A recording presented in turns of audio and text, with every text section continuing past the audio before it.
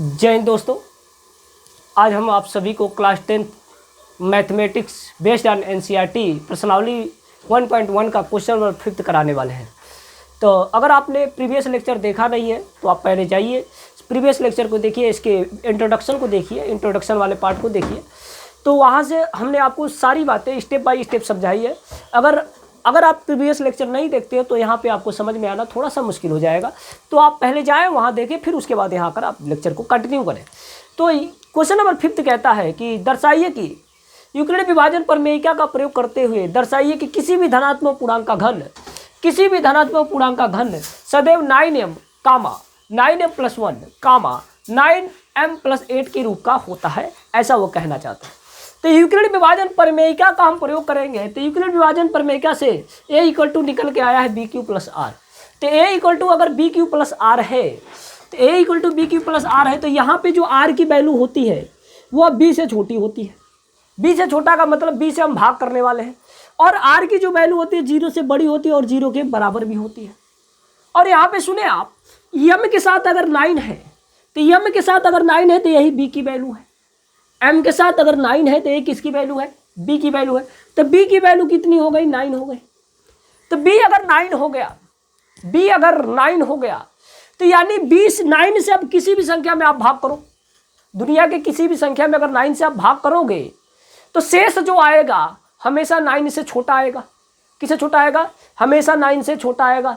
हाँ, आपसे बात कर रहे हैं कि 20 से अगर आप भाग करते यानी 9 से अगर आप भाग करोगे तो क्या होगा?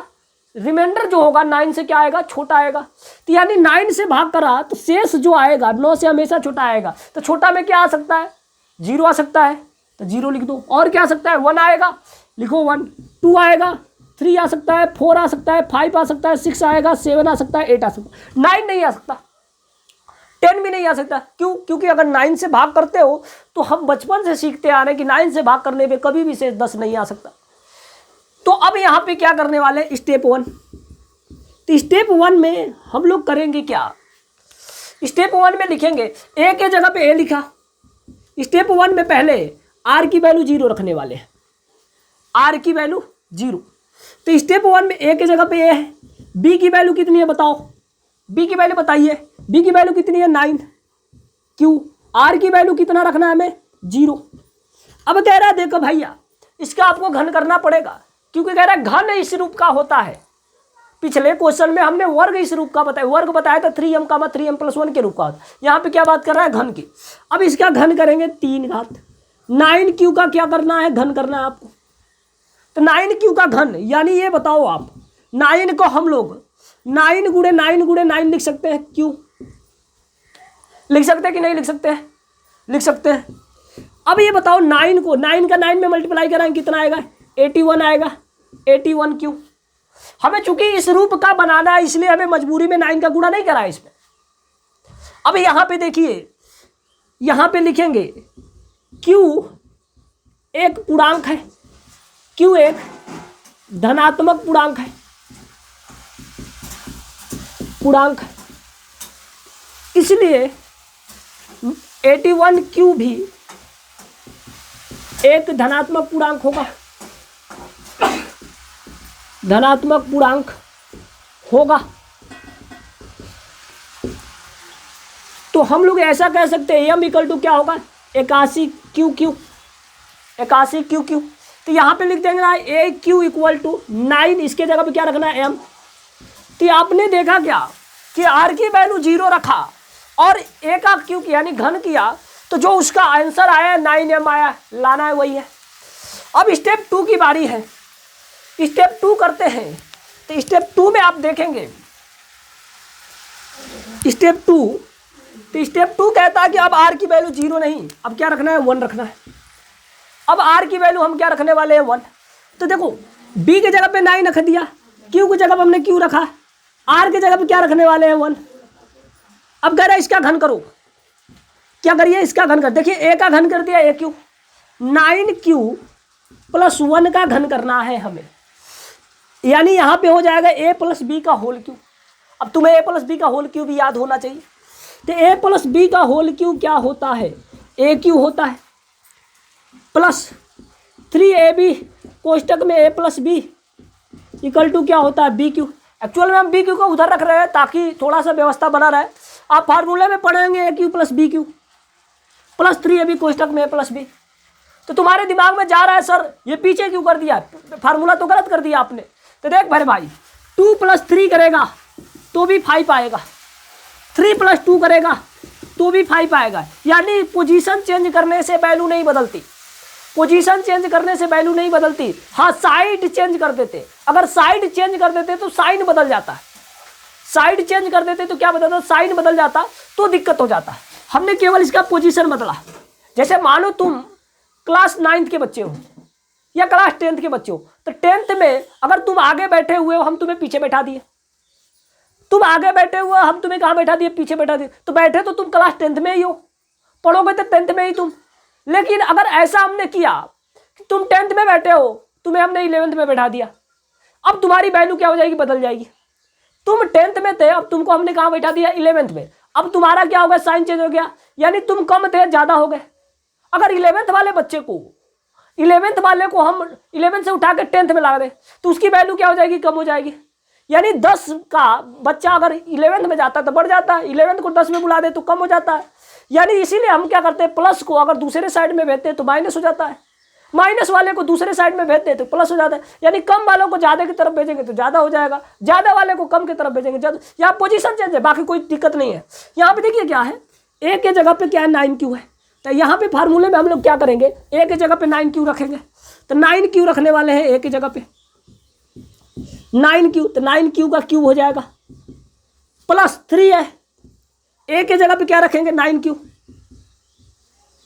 बी के जगह पे क्या रखेंगे 1, ब्रैकेट में लिख लेते हैं a + b। ए के जगह पे क्या है 9Q, बी के जगह पे क्या रखना है 1, फिर उधर देखिए बी की जगह पे क्या रखना है 1 का क्यूब। अब क्या करेंगे ए क्यूब, 9 का क्यूब करना है। तो इसको आप बताओ, अभी पिछले में लिखा 9 को 9 × 81 क्यों लिख सकते हैं। यहाँ देखिए 3 का 9 में गुणा कराएं कितना होगा, 27 होगा। 9 का 9 में गुणा कराएं 81, 9 का 9 में गुणा, चलो करा लेते। 3 का 9 में गुणा 27 क्यू का कराएंगे, क्यू 9 बना रहेगा गुणा। देखो 3 का 9 में कराया 27 लिख दिया, क्यू का क्यू में कराया क्यू स्क्वायर, और 9 को उसको पड़ोस में बिठा दिया हमने। फिर देखो 3 का 9 में करा 27 क्यू का 1 में कराएंगे तो क्या आएगा, 27 क्यू आएगा। अब 1 में होगा नहीं तो 1 को 1 रख देते हैं। अब इसमें देखिएगा इन तीनों में से हम 9 कॉमन ले लेते हैं ताकि इस रूप का बन सके, क्योंकि कह रहा है दर्शाइए यही लाना ही लाना, सिद्ध करने में कंडीशन नहीं होता आपका कुछ, कह रहा है यही लाना है, दूसरा कुछ नहीं ला सकते। अब आपको क्या करना है, 9 कॉमन लेना है। तो 9 अगर कॉमन लेंगे तो 81 का क्यूब होगा, 9 को बाहर निकाल दिया क्या होगा, 27 क्यूब होगा। देखो यह 9 बाहर निकल गया तो 81 बचा, क्यों लिख दिया। ये वाला 9 बाहर निकाल दिया 27 क्यू स्क्वायर बचा, 27 क्यू स्क्वायर। इसमें से 9 निकालेंगे तो क्या बचेगा, 3 क्यू प्लस कितना होगा 1। अब देखो क्या है, क्यू एक धनात्मक पूर्णांक है, ये भी धनात्मक पूर्णांक है, ये भी धनात्मक पूर्णांक है। तो चाहे जो कर लो आप, अगर सारे धनात्मक पूर्णांक हैं, ये सारे धनात्मक पूर्णांक है तो उनका योग भी क्या होगा, धनात्मक पूर्णांक होगा। अगर ये सारे धनात्मक पूर्णांक है तो लिख सकते हो 3Q कामा 27Q स्क्वायर कामा 81Q धनात्मक पूर्णांक है, इसलिए m इक्वल टू इसका योग भी क्या होगा 3Q plus 81Q 27Q square भी क्या होगा, एक धनात्मक पूर्णांक होगा।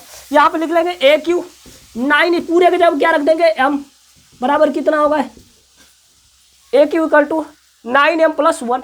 ये आपका स्टेप क्या हो गया, 2 हो गया। अब स्टेप 3 की बारी है। स्टेप 2 था ये, अब स्टेप 3 में कहता है कि भैया फिर से करो आप, तो स्टेप 3 करते हैं। स्टेप 3 की बारी है। तो स्टेप 3 में अब ए की वैल्यू, आर की वैल्यू हमने पहले 0 रखा था, 1 रखा था, अब क्या रखने वाले हैं, 2 रखने वाले हैं। आर की वैल्यू यानी स्टेप 3 में आर की वैल्यू 2 रखना है। तो ए इक्वल टू होगा बी की, बी की जगह पे क्या बताओ 9 है, क्यू है, आर की जगह पे क्या रख दे 2। कह रहा घन करो आप, तो घन वही करना है, ए + बी का होल क्यू लगाना है, 9Q + 2 का क्यूब। तो यहाँ पे a + b का होल क्यूब तुमको अगर दिक्कत है तो सीधा कर सकते हो, तो हम हालांकि नहीं करेंगे। AQ 3AB कोष्टक में A प्लस BQ। यह आपने 8वीं में पढ़ा होगा फार्मूला, 9वीं में पढ़ा, आप 10th में आ गए हो। अब यहाँ पे आपको क्या करना है, फार्मूला लगाना है। A के जगह पे लिखना है 9Q, A के जगह पे 9Q, तो 9Q का Q हो जाएगा, प्लस 3 है, 3 लिखो। A के जगह पे देखो 3 के बगल में A है, तो A के जगह पे क्या रखना है 9Q। B है, B के जगह पे क्या रखना है 2। कोष्टक में देखिए क्या है A प्लस B है, तो A के जगह पे 9Q है, B के जगह पे क्या है 2 है, रख दो। प्लस का क्या है BQ है, B के जगह पे क्या रखना है 2 का Q। अब यहाँ देखो AQ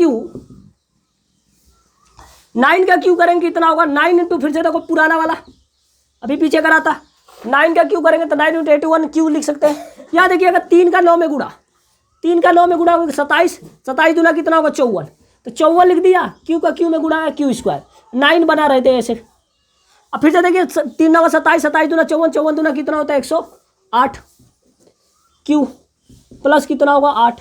अब इसमें से हम क्या करते हैं 9 कॉमन ले लेते हैं, तो क्या होगा AQ 9 कॉमन लेंगे 81 QQ, 9 को बाहर निकाल दिया 54 Q स्क्वायर, 9 को बाहर निकालेंगे इसमें से तो कितना होगा 12 9 108 होता है, 12 बचेगा प्लस कितना होगा 8। अब ये बताइए फिर से वही वाली बात, 12 Q एक पूर्णांक है, Q क्या है एक पूर्णांक है, तो Q अगर एक पूर्णांक है तो ये भी पूर्णांक होगा, ये भी पूर्णांक, पूर्णांक क्या होगा पूर्णांक, तो AQ बराबर कितना होगा 9M प्लस 8। ये आप पिछला वाला हिंदी यहाँ लिख लेना जैसे लिखा था यहाँ पे, ये आपका काम है। अब यहाँ पे इसी प्रकार अब हमें क्या करना है, इसी प्रकार लिख लेना है, इसी प्रकार